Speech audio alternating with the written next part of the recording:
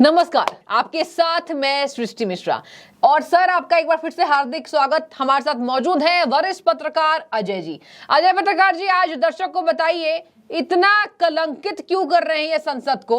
और वहां पर कह रहे हैं देश की आवाज है, राहुल गांधी कह रहे हैं राज्याभिषेक राजा समझ रहा है, लेकिन संसद देश की आवाज है। अब आपको बता दें, आरजेडी ने ताबूत बता दिया, जेडीयू ने कलंक बता दिया। अब कलंक, ताबूत, इसके साथ ही असदुद्दीन ओवैसी, मुझे ऐसा लगता है सर कि विपक्ष के नेताओं में कहीं ना कहीं आपको बता दें कि ओवैसी दिखाई दे रहा है कि निंदनीय शब्दों का प्रयोग करने से बच रहे हैं और कह रहे हैं कि आरजेडी इसको ताबूत क्यों बता रही है, ये गलत है और आज के दिन इस एंगल को जोड़कर नहीं देखना चाहिए। लेकिन हाँ, मैं कहूंगा, अब देखिए विपक्ष में बैठे हैं ओवैसी जी, तो बोलेंगे कुछ ना कुछ। कह रहे हैं कि ओम बिरला से इसका स्वागत कराना चाहिए था।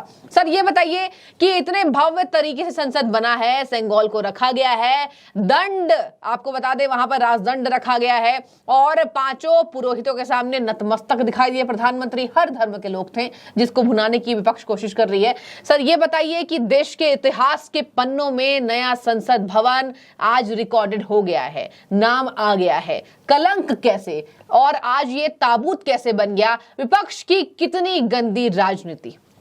देखिए, ऐसा है, भारत आजाद हो जाने के बाद में आज आजाद संसद आज हुई है। इसके पहले गुलामी की संसद थी, अंग्रेजों के द्वारा बनाई हुई थी। नेहरू नाम का एक आदमी था जो प्रधानमंत्री नहीं चुना गया था, धोखे से सब्जवाग करके वो प्रधानमंत्री जबरदस्ती बन गया था महात्मा गांधी जी के उससे। उसको वोट भी नहीं मिले थे, वोट सरदार पटेल को मिले थे। मैडम माउंटबेटन ने इनको बना दिया था, मगर इनको सत्ता नहीं सौंप सकते थे, तो सत्ता जो थी वो चोर लाजाओं के उनके दंड को दी गई थी। ठीक है। इन्होंने क्या किया, उसी दंड को अपने घर पर आनंद भवन पे रख दिया। आनंद भवन में इनकी वॉकिंग छड़ी के रूप में रखा था। बड़े अफसोस की बात है, थोड़ा कड़वा बोल रहे हैं, इन्होंने अपनी बपौती समझ रखा था। बिल्कुल बिल्कुल। अभी भी जो ये राज्याभिषेक ये कह रहे हैं, और खास तौर से राहुल गांधी ने कहा है राज्याभिषेक समझ लिया है। एक्चुअली राज्याभिषेक समझ रहे हैं। हाँ, समझ ले। एक्चुअली में क्या है, ये शख्स रो रहा है। इसकी मम्मी 3 बार प्रधानमंत्री बनने गई, 3 बार, और बेइज्जत होके निकाली गई। आज भी ये सोनिया में स्वाभिमान हो और कांग्रेस के लोग ये पूछो कि राहुल की मम्मी जो है ये बताएं, कलाम साहब के यहाँ बाकायदे सबका समर्थन लेके गई थी। कलाम साहब ने उनसे क्या कहा था? बेइज्जत की गई थी वहां पर बुरी तरह से।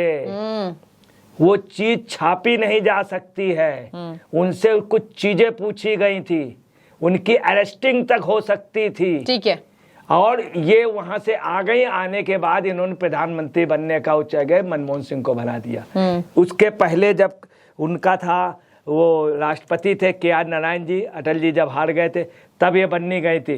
तब मुलायम सिंह जी ने विरोध किया था, तब ये नहीं बन पाई, अंदर गई थी। तो 3 बार बनने गई, इनका राज्याभिषेक नहीं हो पाया। राहुल गांधी बेचारा सोच रहा था बन जाएंगे, मगर उधर 2 बार मनमोहन सिंह ने, उसके बाद मोदी जी आ गए 2014, 2019 खाली नहीं किया। 2024 में भी राहुल को लग नहीं रहा। राहुल बहुत मेहनत कर ले, 100 क्रॉस नहीं कर पाएंगे। हाँ। चाहे जितना पैदल चला, हालांकि पैदल चल के इन्होंने काम अच्छा किया था। अब आपको बताने, जो राहुल ने राज्याभिषेक की बात कही तो उसका आपको जवाब मिल गया। राज्याभिषेक नेहरू का भी नहीं हुआ था, जबरदस्ती ये बने थे। दूसरा राज्याभिषेक है इंदिरा जी का, ही पहले नहीं हुआ था, जोड़ तोड़ करके द्वारकानंदन मिश्र और कामराज जी के जरिए जोड़ तोड़ करके बनी थी इंदिरा जी। राज्याभिषेक नहीं हुआ था। दूसरा राजीव गांधी का भी राज्याभिषेक नहीं हुआ था। अब आइए, दूसरा जो बोला है उसने राजन ने ताबूत का, तो आपको ताबूत का बतला रहे हैं कि ताबूत एक्चुअली में इनका बन गया है। और इनके यहाँ जो है लालू जी की तबीयत खराब है, कब तक दूसरी सदन होगा उसमें आ पाएंगे, जहां तक नहीं आ पाएंगे। ठीक है। नीतीश कुमार का भी अब ये आखिरी कार्यकाल है, इसके बाद वो सदन में चुन के आ पाएंगे, नहीं आ पाएंगे, नहीं आ पाएंगे। क्योंकि नीतीश कुमार का कोई नाम का कोई भी नेता बिहार की धरती में आज दिन तक नंबर 1 पार्टी होके नहीं आया, कभी अपने दम पे मुख्यमंत्री नहीं बना। ठीक है। अपने दम पे, कभी अपने दम पे सांसद नहीं बना, हमेशा समझौते से बना, या राजद के या बीजेपी के वोट से। ठीक है। तो ये ताबूत में जो लोग लटक गए हैं ताबूत में, इनके लिए कीली जरूर होंगी। वो कीले कहाँ से जाएंगी वो लास्ट में निर्णय होगा, मगर कीले कई जगह के होंगे। उसमें आखिरी कील राजद के तेजस्वी की भी होगी। यही कहा है आपने, जो बातें कही वो भी ठोकेगा। यही शहजाद पूनावाला ने कर दिया। दूसरी बात, इनके लिए कीले ऑलरेडी तैयार है कि जॉर्ज फर्नांडिस के मरने की वजह, ताबूत में पहुंचाने की वजह यही थी। जॉर्ज की मिट्टी ताबूत में गई थी, मुझे याद है, मैं भी उसमें शामिल हुआ था, लैला फर्नांडिस भी। दूसरी आपको बताना है, अब आइए जो बात बोली है ओवैसी ने, ओवैसी की आपको बात बताना है। सपा में एक आजम खान नाम का आदमी रहा करता था, वो बोलता था भारत माँ डाइन है और खून की प्यासी है। कभी ओवैसी ने इस तरह का नहीं बोला। ओवैसी ने कभी पाकिस्तान का फेवर नहीं किया। ओवैसी मुस्लिम हित की बात करता है। इस चीज़ को हिंदुओं को समझना होगा, बीजेपी को समझना होगा। ओवैसी लाख गुना अच्छा है, राष्ट्रीय मुसलमान है, उसको राष्ट्रवादी मुसलमान ये चीज़ उन लोगों को नहीं, विपक्षी नेताओं को, विपक्षियों के अलावा बीजेपी वालों को भी नहीं पचती, मगर वो राष्ट्रवादी मुसलमान है, मानिए इसको। उसने बड़ा अच्छा बयान दिया है, संसद की बड़ाई की, सब कुछ जी बिल्कुल। और अगर यही बीजेपी वाले इतने काबिल, हमेशा जीतता रहा, कहीं उसमें राष्ट्रीयता है, इस बात को नहीं नकारा जाए। अब आइए तीसरे पे, आइए फारूक अब्दुल्ला पे। फारूक अब्दुल्ला ने कहा कि मेरे बाप है, कुछ भी हो हिंदुस्तान में जितने सांसद हैं इन सब से अच्छा राम और कृष्ण में भजन गाने वाला वही है। कुछ भी हो उसमें के साल में 8 महीने उसके अंदर राष्ट्रीयता रहती है। अच्छा सर ये बताइए, अब आप आइए और लोगों ने क्या कहा है। और लोगों ने, कुल लोगों ने इनको कलंक बताया है। और ममता बनर्जी ने क्या कहा, मगर ममता बनर्जी बहुत समझदार है, दूर से आग में ताप रही। उनके सामने समस्या है कि मुस्लिम वोटों को भी रखना है, कांग्रेस को दूर रखना है। बिल्कुल। तो वो बड़ नेचुरल है। बंगाल से आके यहाँ उन्हें क्या मिल जाएगा, ना ही मंत्री पद उन्हें मिलना, ना ही मोदी देंगे। तो वो अपने दूर से ही आँच सेक रही हैं, वो अपने दूर से ही।